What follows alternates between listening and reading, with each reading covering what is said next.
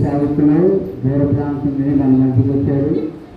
ఈరోజు రేపు 2 రోజులు దేవుని మహిమాత్రంగా జరగాల. అది పెళ్లి శాఖ, అగ్ని శాఖ, టెంట శాఖ వాళ్ళందరూ సిద్ధపడితే మనందరూ పోటీ చెప్పారు. ఎంత కష్టం అవుతాయో ప్రజలు మంచిది సమయం లేదు, అందరి సమయం సరైన పదైంది. మిమ్మల్ని ఎక్కువసేపు ఉంటుంది టైం అంతలో ఇప్పుడు రాత్రి 7 గంటలకి సిద్ధపడండి. 9:30 కల్లా క్లోజ్ అయిపోతారు. 2:30 గంటలే. ఎవరు కూడా ఇబ్బంది పడకుండా అందరూ, ఎందుకంటే షుగర్లు బీపీలు ఉన్నాయి కాబట్టి పెందల కన్నా ముగిస్తారు. 9:30 కల్లా క్లోజ్, మళ్ళీ 10:30 కల్లా భోజనాలు మొత్తం అయిపోవాలి. అది అన్న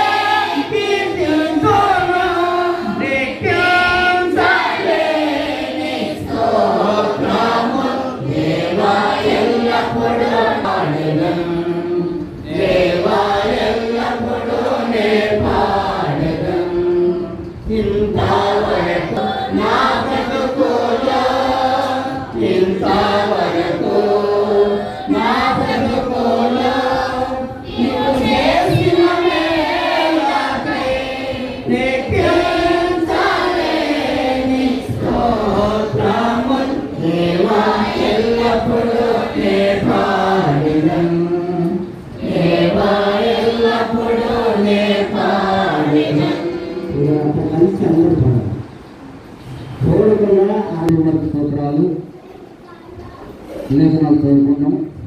అపోస్తలుల గ్రంథము 14వ అధ్యాయము పేజీ నెంబర్ 117, 14 అపోస్తలులైన బర్నబాయు పౌలును ఏ సంగతులు విని తమ వస్త్రములు చింపుకొని జనసమూహంలోనికి చొరబడి, అయ్యలారా, మీరెందుకు ఇలాగూ చేస్తున్నారు? మేము కూడా మీ త్రోవ వంటి త్రోవగల నరులమే.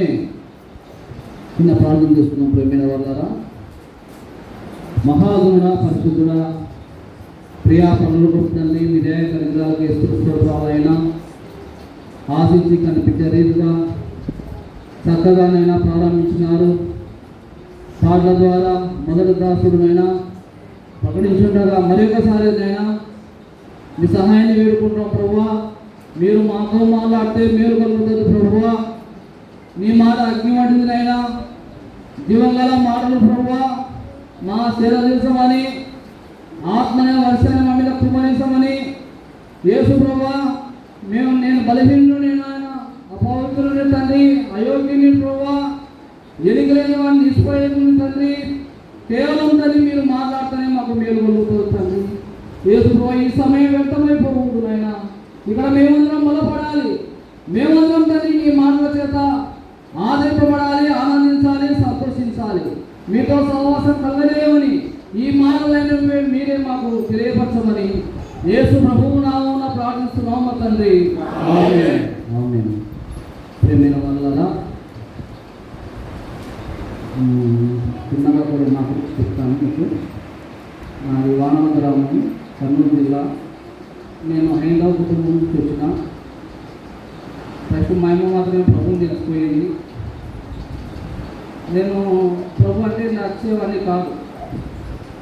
పరాయి మతస్తుని, పరాయి దేవుని ఎందుకు చేస్తున్నాం ఇంటికని మా అమ్మను చాలా అవమానపరిచిన. మా అమ్మ ఒకటే ఆంక్ష పెట్టి నాకు ఎలాగైనా రక్షింపబడాలి, ప్రభుని తెలుసుకోవాలి అనవసరం, లేకపోతే నేను రాను. వేరే చేయాలనుకున్నారు వేరే విధంగా. ఒక్కడే మాకు ఉండేది ఒక్కడగానే దాన్ని కలుపుతున్నావు నువ్వు, మాకు లేకుండా చేస్తున్నావు అని మా అమ్మకి చాలా బెదిరించినారు. చాలా టెన్షన్లు, చాలా పంచాయతీ చేసినారు. అయితే దేవుడు ఎవరు వచ్చినా రాకుండా దేవుడు మా పక్షాల నుండి పరిశుద్ధ వివాహాన్ని జరిగించినాడు. నేటికి దగ్గర సుమారు 19 సంవత్సరాలు అవుతుంది. అప్పటి నుంచి ప్రభు ఎన్నో మేలు ఉపకారాలు చేసినారు. అంటే ఊహించలేని విధంగా నేను ఇలాగా నిలబడతాను, ఈ ఊరికి వస్తానని అనలేదు. అంటే ఇది ప్రభు చిత్తం. కాబట్టి నిజమైన దేవుడిని తెలుసుకునే వాటిని ప్రభు నాకు అనుగ్రహించినాడు. కాబట్టి ప్రేమైన వాళ్ళ ఇప్పుడు చదువుదాము. ఇక్కడ పౌలు గారు, బర్నబా గారు ఉన్నారు. ఈ లేఖన భాగాలు ఎలాగంటే ఎన్నిసార్లు చదివినా, ఎన్ని ఏళ్ళ నుంచి వినుకుంటూ వచ్చినా దేవుడు కొత్తగానే మనతో మాట్లాడతాడు. ఈ మాటలు బాధగా అయిపోవు, నూతనంగానే అలా దేవుడు ఊట లాంటిది. చేరుకునేప్పటికీ తెలుస్తూనే ఉంటాడు. ఎన్నిసార్లు చదివినా ఈ బైబిల్ గ్రంథాన్ని ఇంకా ఏం తెలియనట్టే ఉంటుంది. నాకు ఎంతో నేర్చుకోవాలి కదా బైబిల్ గురించి. ఎవరు చెప్పలేరు, నేను పూర్తి చేయడం అంత తెలుసు మాకు అని అనలేదు. నేర్చుకుంటాల్సిందే. ఎన్నో ఉన్నాయి తెలియని సంగతులు, మనం తెలిసేది కొద్దిగానే. అందుకే భక్తులు ఉన్నారు, ఏమన్నారు, యేసు ప్రభు గురించి రాయడానికి పూలకొన్నాయని చదవదు, గ్రంథాలు కానీ సరిపోలేదు. కాబట్టి ప్రేమైన వాళ్ళ పౌలు గారు చరిత్ర మనకు తెలుసు, బర్నబా చరిత్ర మనకు తెలుసు కదా. వాటితో నేను వెళ్ళాను, వాళ్ళ పాత జీవితంలోకి వెళ్ళాను. అయితే వీళ్ళు నిలబడినారు. దేని కోసం నిలబడినారు వీళ్ళు అంటే ప్రభువే నిలబెట్టుకున్నాడు. వీళ్ళు ప్రభువే నిలబెట్టుకున్నాడు. నిలబెట్టుకున్నప్పుడు వీళ్ళు మనుషులు ఏం చేసినారు? వీళ్ళే దేవతలు, వీళ్ళే దేవుని రూపం దాచుకొని ఈ లోకానికి దిగి వచ్చినారు అని వీళ్ళకి ఏం చేస్తున్నారు? పూజలు చేస్తున్నారు, బలులు అర్పించాలని ఎన్నో ఆచారాలు చేస్తున్నారు. నేను కానీ ఒకప్పుడు అలాంటి స్థితి నుంచి వచ్చిన వాడిని. నేను మనుషుల కాలు ముక్కినా, ఎన్నో తిరిగినా, ఎన్నో చేసినా అని చాలా మంది గ్రహించలేక ఉన్నారు. ఎలాగంటే ఆనాడు ఇశ్రాయేలు ప్రజలు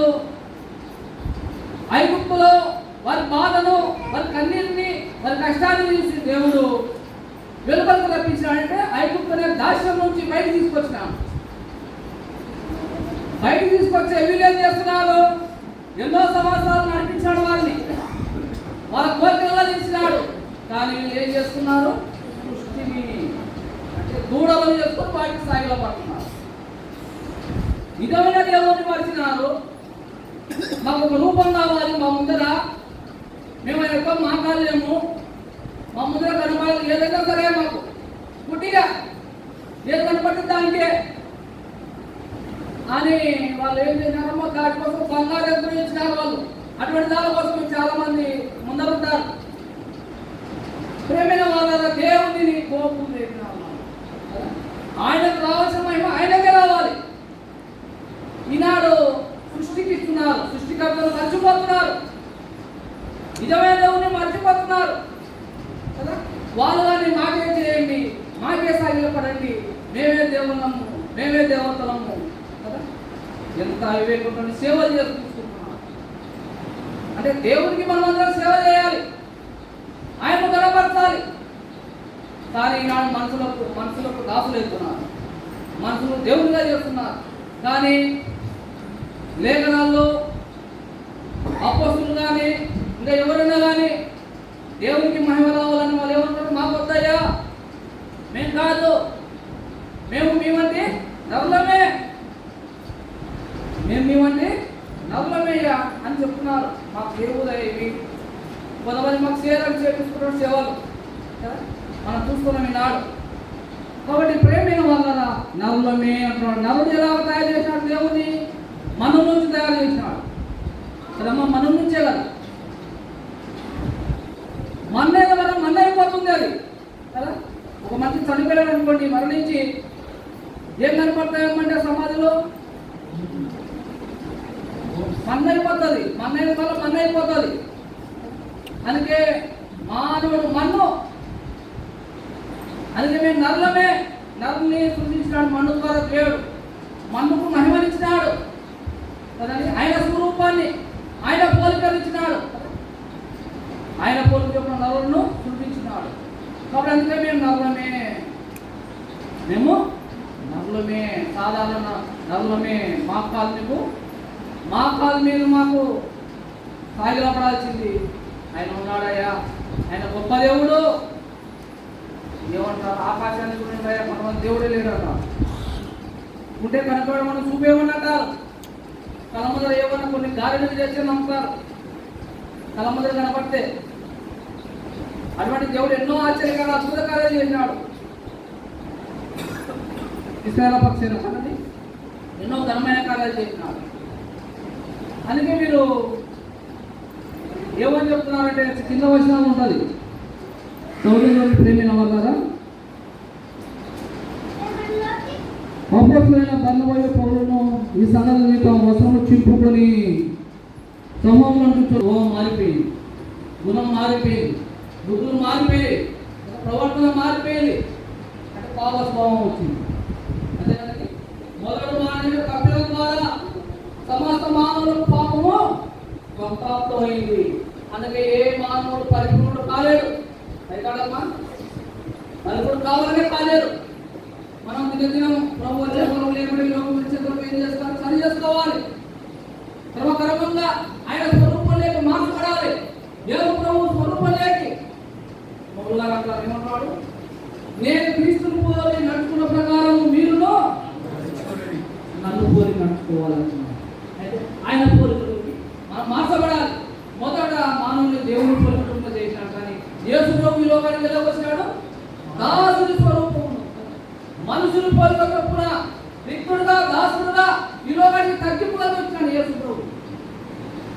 మనుషుల్లో ఏటువంటి పాపంలో దేవుడు నేను పాపం లేకుండా అంత నీతిమంతుడు, మన రక్షకుడు, అంత పరిశుద్ధుడు మన దేవుడు. ఆ నిజమైన దేవుడు ఏం లేకున్నారు అంటే మనుషులకే సాధ్యపడుతున్నారు. అందుకే వాళ్ళకి అర్థం తీసుకుంటున్నారు. అయ్యా మేము నరులమే, స్వగల మనుషులమే అని చెప్పి ముందుకు వెళ్దాం. అయ్యలారా మీరు ఎందుకు ఇలా చేస్తున్నారు? మేము కూడా మీ స్వభావం గల నరులమే. మీరు ఈ వ్యర్థమైన వారిని విడిచిపెట్టి ఇవెల్లా విడిచిపెట్టాలి. యావల్లా వ్యర్థమైన వల్ల విడిచిపెట్టాలి. మనం విడిచిపెట్టాం. ఏం విడిచిపెట్టామంటే ప్రభు కోసము అన్ని విడిచిపెట్టాం. యేసు ప్రభు పేతురుతో చెప్పినాడు. ఏమని చెప్పినాడమ్మా? అపోస్తలులతో శిష్యులతో చెప్పినాడు, అయ్యా మీ వల్లను విడిచిపెట్టండి కదా, నన్ను వెంబడించండి అయ్యా, మిమ్మల్ని ఏం చేస్తున్నాడు అనేక మనసు ఆత్మ రక్షణ కోసం మనము ఎలాగ ప్రయాసపడాలమ్మా? దానికి జ్ఞానం కావాలా, తెలివి కావాలా, అనుభవం కావాలా? చెప్పాలి మీరు. ఏ కావాలి? సమరయ స్త్రీని చూడండి, అవేం చేసింది? ఏమన్నా తెలిసింది మనకు? మన ఊరినే రక్షించింది. ఆమె ఊరినే రక్షించిందో నేను చేయనవన్నీ పట్టబయలు చేసినవన్నీతో నా జీవితం. కొన్ని మాటలు చెప్పింది, ఊరినే తీసుకొచ్చింది ఎదురు దగ్గరికి. ఆమెకేమి బలమైన విశ్వాసం లేదు. సంవత్సరం గడవాలి. అప్పుడప్పుడే అంటే ఊరిని రక్షించాలంటే శిష్యులు కావాలి, ఎవరు కావాలి? ఊరిని రక్షించడం అసాధ్యం కదా. అయితే మాకు సాధ్యమైంది. ఊరిలో ఎదురు తీసుకొచ్చింది. కాబట్టి ప్రేమైన వాళ్ళ దేవుని కోసము నీ వంతు సహాయం, నా వంతు సహాయం. నీకు నాకు కొన్ని పరిమితులు పెట్టాడు కదా. నీకు కృపావాలను, నాకు కృపావాలను ఇచ్చినాడు. దాన్ని ఏం చేయాలి? వాడుకోవాలంటే ఏం చేయాలి? ఆయన దగ్గరికి రావాలి. దూరం ఉంటే వాడుకోవడం, ఆయన సమీపంగా, ఆయన దగ్గరలో ఆయన ఆనుకొని ఉంటే, ఆయన హత్తుకొని ఉంటే, ఆయన విస్తారంగా ప్రేమిస్తే అన్ని వదిలిపెట్టాలి. ఇప్పుడు వదిలిపెట్టారు, మనకు వదిలిపెట్టాం కదా. బంధువులు ఉంటారు, కొంతమందిని కొన్ని విడిచిపెట్టాం. ఎందుకంటే మన ప్రభుత్వం నేర్పినాడు కాబట్టి. అందుకనే క్రైస్తవం అంటే గొప్పది. క్రైస్తవం అంటే పాపలు మారుతున్నారు, తాగుబోతులు మారుతున్నారు, వ్యభిచారులు మారుతున్నారు, దొంగలు మారుతున్నారు, మోసగాళ్ళు మారుతున్నారు, అనేకులు మంచి జీవితాన్ని జీవిస్తున్నారు. కాబట్టి ప్రేమైన వాళ్ళ మనం విడిచిపెట్టి ప్రభువును వెంబడిస్తున్నాం. ఇలాగ ఇప్పుడు చాలా మంది విడిచిపెట్టిన వాళ్ళు ఉన్నారు. ఇక కుండ విడిచిపెట్టింది, సమరయ కుండ ఆద జీవితాన్ని విడిచిపెట్టింది. ఒకటే వెన్నుకున్నవి మరచాలి, ముందున్న వాటి కోసం మనము ఒకటి ప్రేమైన వాళ్ళని విడిచిపెట్టినా మీరు కానీ అవేదో ఒట్టివి, అవి మనుషులు చేతి పనులే, అవి మనుషులు ఒక ఆయన అంటున్నాడు, ఏమంటున్నాడమ్మా? చేసినాడు దేవుడైతాడా అవే అని అన్నాడు ఒక వ్యక్తి. మళ్ళా ఉంది సూర్యచంద్రుడు నక్షత్రం ఎలా ఉన్నాయి, ఎలా వచ్చినాయి? ఇది ఆశ్చర్యం మనకు. ఈ విలేజ్ ఎలా వచ్చింది, ఎలాగ తయారైంది, మన ముందుకు ఎలా వచ్చింది? ఒక శ్రమ ఉంది దీనిలో, ఎంతో కష్టార్జితం ఉంది. కాబట్టి సృష్టిని చూసినప్పుడు ఆశ్చర్యం కలుగుతుంది. నేను భక్తులు అంటున్నాను, ఎలా నిలబడేది ఆది కాండం ఉంటుంది. ఎలాగ దేవుడు పని చేసినాడు. ఎన్ని రోజులు చేసినాడు మా దేవుడు పని? 6 రోజులు పని చేసినాడు. అంటే పని అయినా నేర్పుతున్నాడు. మనం కానీ పని చేయాలి. సోమర్పతి లేకుండా వారు ఆయన పని చేసినాడు. 6 రోజులు పని చేసినాడు. ఏ పని? మనకు కావాల్సిన వల్ల సమకూర్చాలని సిద్ధం చేసి పెట్టాడు. అందుకనే ఇవి చూసి నమ్మడయ్యా దేవుడు ఉన్నాడని, ఆయన నిజమైన దేవుడు విడిచిపెట్టాడయ్యా చూడాలని పౌరు గారు చెప్తారు. అక్కడ పౌరు గారు కనబడుతుంది. ఈ వ్యర్థమైన వారిని విడిచిపెట్టి ఆకాశంలో, భూమిని, సముద్రంలో, వాటిలో సమస్తం సృష్టించిన జీవం గల దేవుని వైపు తిరగవాలని మీకు సువార్త ప్రకటిస్తున్నాము. ఆయన జీవం కలిగిన దేవుడు. మన ప్రభు ఎలాంటి వాడమ్మా? ఆయన జీవం కలిగిన వాడు. కొన్ని జీవం లేనట్టుండే. మన ప్రభు సజీవుడు, ఆయన మృత్యుంజయుడు, ఆయన మరణాన్ని విడిచినవాడు, మరణాన్ని జయించినవాడు, విజయుడిగా లేచినవాడు. ఆయన సజీవుడు. యోగు గారు అంటున్నారు సజీవుడు. నా దేవుడు సజీవుడు. మన దేవుడు సజీవుడు, సజీవంగా ఉన్నవాడు. ఆయన ఉన్న కదా నిన్న నేడు ఏ రీతిగా ఉన్నవాడు అన్నవాడు మాదని మాత్రమే గొప్ప దేవుడు మనకు సరిపోయిన వాడు. నిజమైన దేవుడిని తెలుసుకోవాలి. ఆయనలో ఏ గుణాలు ఉన్నాయి? ఆయనలో ప్రేమించే గుణం ఉంది, ఆయనలో క్షమించే గుణం ఉంది, ఆయనలో రక్షించే గుణం ఉంది. అదే ఇలా చెప్పుకుంటే మన ప్రభువులో ఎన్నో ఉన్నాయి, ఎన్నో మనం తెలుసుకోలేము. మన జీవితం సరిపోదు, ఎంతమంది గొప్ప జీవితంలో సరిపోదు. అందుకనే నేను చెప్తాను, మాత్రమే చేయాల్సింది. కొన్ని చేస్తే మా యేసుప్రభు ఎప్పుడో చనిపోయిన వారిని లేపినాడయ్యా, చనిపోయిన వారిని ఎప్పుడో లేపినాడు. కొంతమంది అంటారు, ఏమంటారు, 3 మేకులు అంటారు. ఆ 3 మేకులు కానీ నిలబడిపోయారు.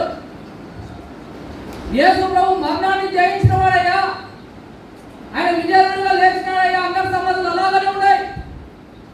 ఈయన లేచినాడు, అందరికి కనబడినాడు, అందరికి బాధ్యతలు అప్పచెప్పినాడు, పరలోకానికి ఆరోహణమైనాడు, మళ్ళా రాబోతున్నాడు.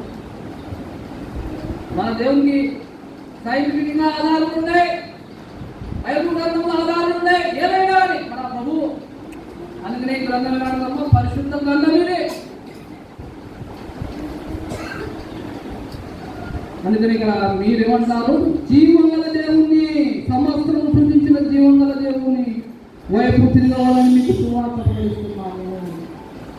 జీవంగల దేవుని వైపు తిరిగాను, మాకా చేయడం. కాబట్టి ప్రేమైన వాళ్ళ మరి ఒక వచనం చూస్తాను. ప్రకటన గ్రంథం దగ్గర ఉన్నాం.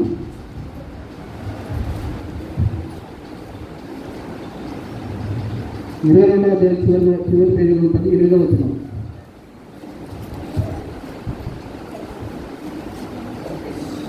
యోహాను నేను ఈ సంగతులు విన్నవాడను, చూసిన వాడను. నేను విని చూసినప్పుడు వాకి నాకు చూపుతున్న దూత పదము ఎదుట నమస్కారం చేయటకు సాగిలపడగా అతడు వద్దు సుమి, నేను నీతోనూ ప్రవక్త నీ సహోదరులతోనూ ఈ గ్రంథమందున్న వాక్యములను గైకొని వారితోనూ సహదాసుడను, దేవునికే నమస్కారము చేయమని చెప్పాను. ప్రేమైన వాళ్ళారా, ఇక్కడ ఈ భక్తుడు, ఈయన ఎవరు? యేసు ప్రభు ప్రేమించిన శిష్యుడు యోహాను గారు. ఈయన యోహాను సువార్త, యోహాను మొదటి పత్రిక, 2వ పత్రిక, 3వ పత్రిక, ప్రకటన గ్రంథకర్త. ఈయనకు ఈ భాగ్యం తగ్గింది. ఏ భాగ్యము? ఇంతమంది అపోస్తులకు రాబో సంగతులను, ప్రవచనాలను, ఇవల్ల ప్రకటన గ్రంథం అనగా జరగబోయే సంగతులు ముందుగానే ఈయన ఎలా ఉన్నాడంటే, ఈ శిష్యులు 12 మంది శిష్యులు ఇలా అపసాక్షులు మరొకటి మనకు తెలుసు.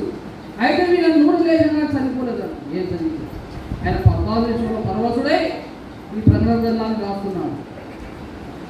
ఇవి చూసినప్పుడు, విన్నప్పుడు మనకు కానీ భయంకరంగా అయితే ఈ గ్రంథం చదివితే, ప్రకటన గ్రంథం గురించి చదివితే. అందుకని ఏమన్నాడు, భయంగా ఈ చూడగా ఆ దూత పాదం పడగా, ఆ దూత గారు ఏమంటాడండి, ఏమంటున్నారు అక్కడ ఆయన, నీ సహోదరులతోనూ ఈ గ్రంథం మందున్న వాక్యము గైకొని వారితోనూ, నీ సహోదరులు ఈ వాక్యమందున ఈ గ్రంథమందు నా వాక్యము గైకొని వారితోనూ సహదాసులను దేవునికి నమస్కారం చేయాలి. మనం దేవునికి ఆయననే కనపరచాలి, ఆయనకి మనం సాగిలపడాలి, ఆయనకు రావాల్సిన మహిమ ఆయనకి ఇవ్వాలి. అది నేర్చుకోవాలి. నేర్పేవారు ఇలాగ నేర్పిన పౌలు బర్నబాలు అని ఏమంటారు, ఆయన దేవుడయ్యా, నిజమైన దేవుడు, ఆయన సజీవుడు, ఆయన సమస్తం సృష్టించిన వాడు, ఆయన మాత్రమే గణపరచాలి. ఇక్కడ ఈ దూతగాని ఆయనకే తేవాలి, ఆయనకే ఘనత, ఆయనకే మహిమ, ప్రభావం.